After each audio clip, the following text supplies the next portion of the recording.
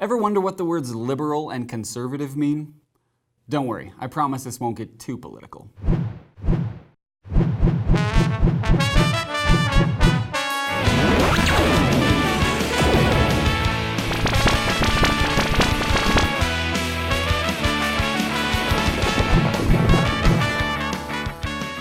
Welcome back to the Writing Lab.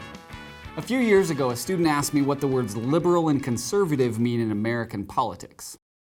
The reason she was confused was that she would hear some people use the word liberal, and when they said it, it sounded like it was a good thing. But then other people would use the same word, and it sounded like it was synonymous with a dirty swear word. It seemed like people were using the word liberal to mean two different things. And she noticed the same thing with the word conservative. The difference she was picking up on was not a difference in definition, it was a difference in connotation. And now we're done talking about the words conservative and liberal. See, I told you it wouldn't get too political.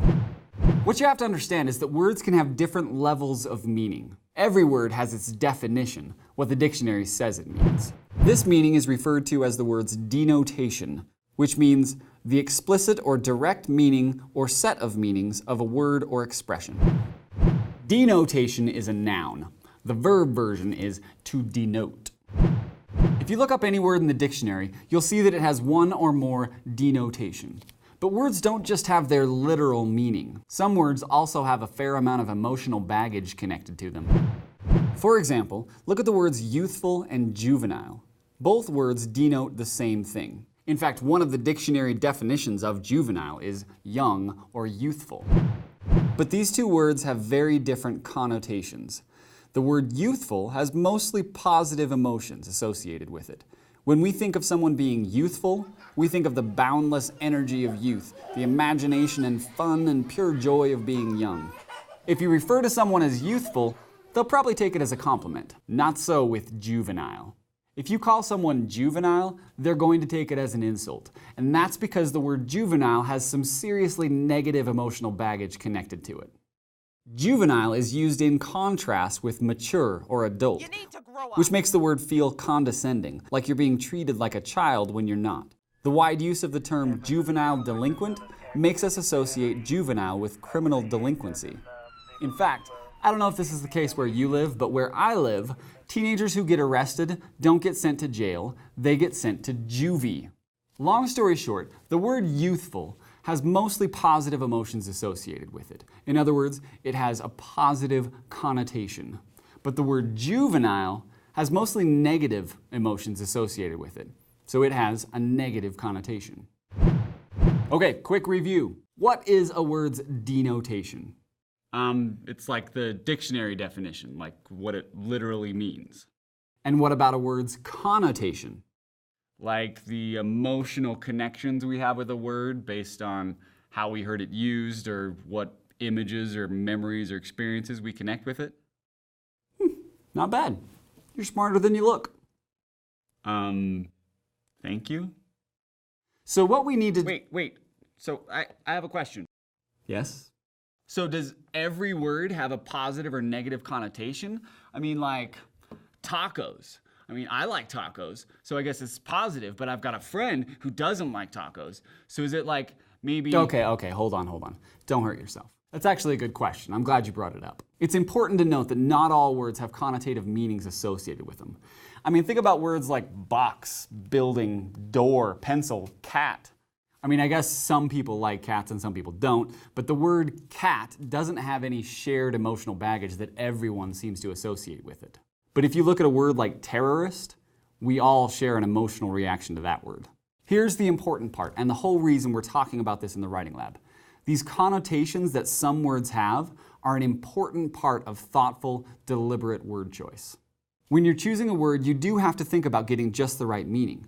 But the emotional connections some words have can be just as important, especially if you're trying to sway an audience in a persuasive speech or an argumentative essay, or if you're just trying to strike the right tone in an expository essay or a story. The word you choose could have a big impact on how your audience responds to your message on an emotional level. For example, let's look at news coverage of a recent incident in an American city.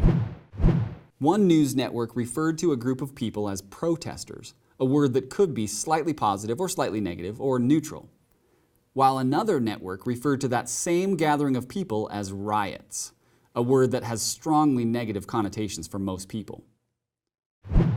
Now, I'm not necessarily saying that most TV news networks are biased and one-sided. Actually, that's exactly what I'm saying. But think about the difference that word choice could make in how an audience interprets this story. Oh man, I forgot I said I wouldn't let this get too political. I better change the subject. Let's look at an example from US history.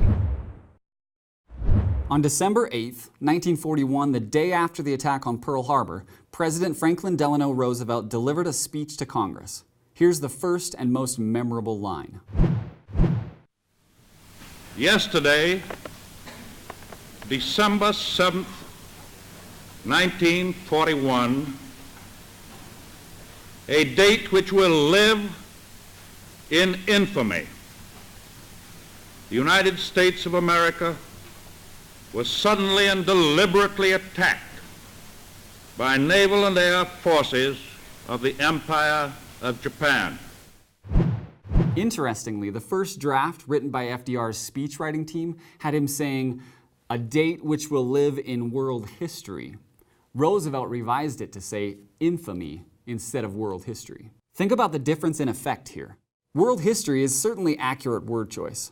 No one can argue that Pearl Harbor has not lived in world history, but the term world history is emotionally neutral. It doesn't really have any strong connotations of any kind. The word infamy, on the other hand, has some strongly negative connotations tied to it. Roosevelt's audience at the time would have associated the word infamous with violent, ruthless criminals and murderers like Al Capone.